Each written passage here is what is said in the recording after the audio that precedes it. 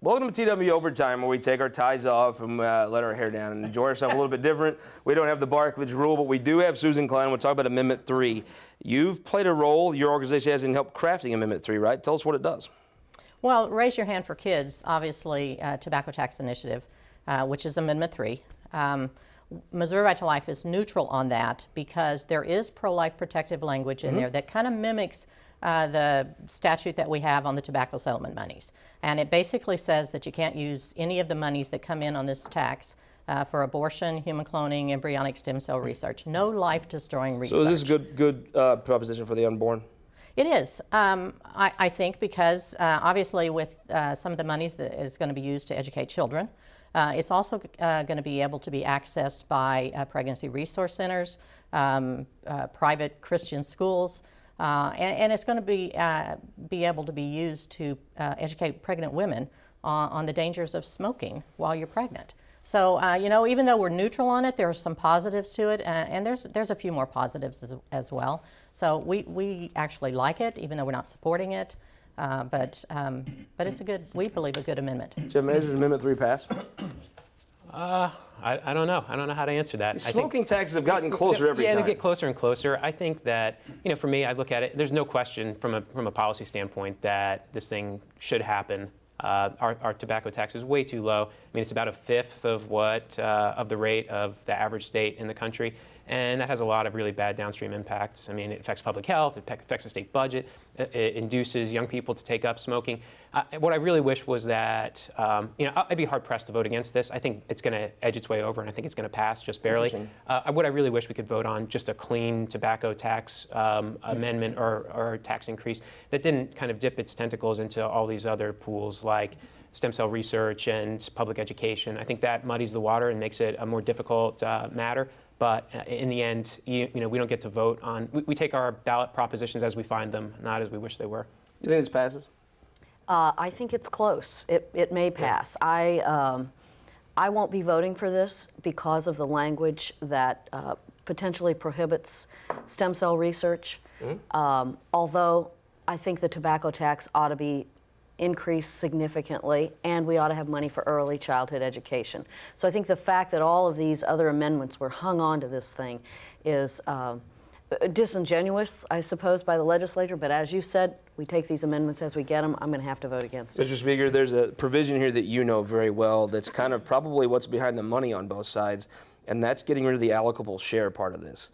Interesting fight. You dealt with this, was on your desk when you were in the legislature. It's never passed through the legislature. It is embedded in this, which I think is why you're seeing commercials about it now. Both sides have many arguments on it, but the insiders, I think, look at it as that would be a big deal in the Capitol. It would. So rare agreement between Jeff and Tim. Mark this tape, okay, first of all. But let me point out, the legislature did not craft this language, just so you know. This is exactly because of the failure of the legislature to address the very issues you just mentioned.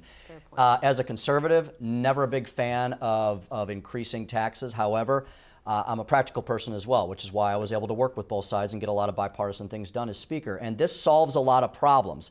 We do have the lowest tobacco tax in the country. We're below all the tobacco states, okay? So that's a major thing.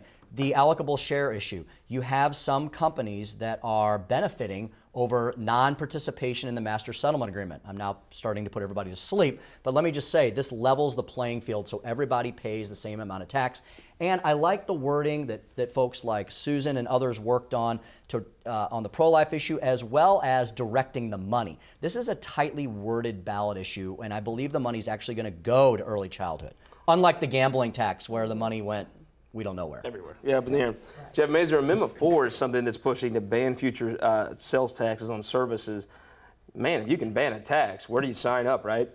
Well, it's going to pass, right? And I think the interesting thing is this thing passes, and it has, the day it goes into effect, no practical effect on anyone because this isn't happening. Later on. But the real interesting thing is tactically, you know, down the stream a little bit, what's going to happen here because, you know, somebody we all know and have different opinions on has wanted to push Missouri tax policy in the direction of the dangerous and failed Kansas experiment. And one of the means of doing that that they've talked about is making a much broader tax on services like we see banned in this amendment. So this thing passes, I think it takes some chess moves off the board for people who want to do some dangerous things. Ms. Cruzen, I mean, doesn't this amendment just put my wallet in a lockbox where Jeff can't get to it?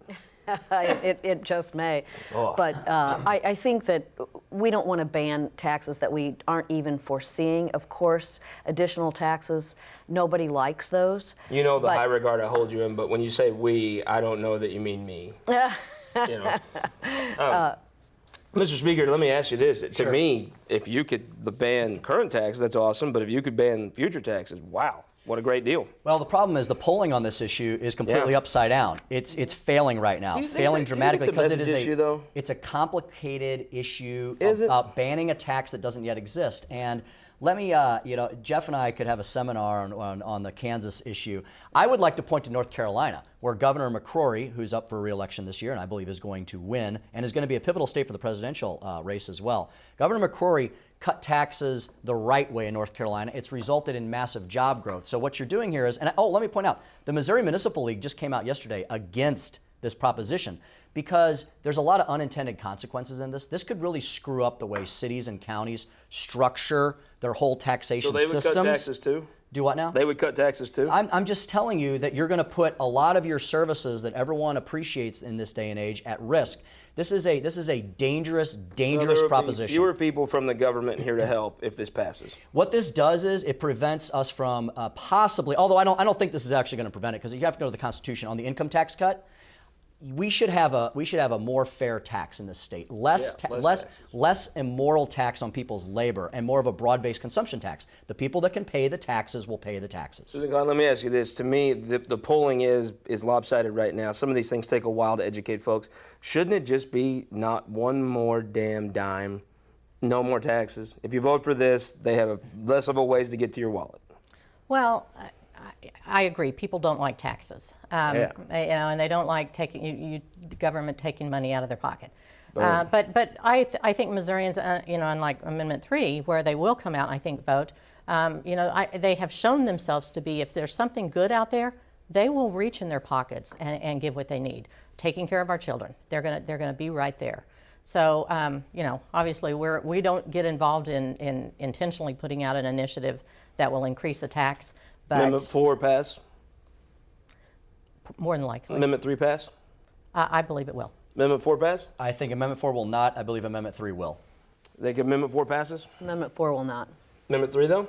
Amendment 3 could. You said you think Amendment 3 is Amendment 4 pass? Pass them all. They all pass. I like it. Pass them on. We'll pass it on until next week. We want to thank everybody for joining us. We'll see you next week on This Week in Missouri Politics.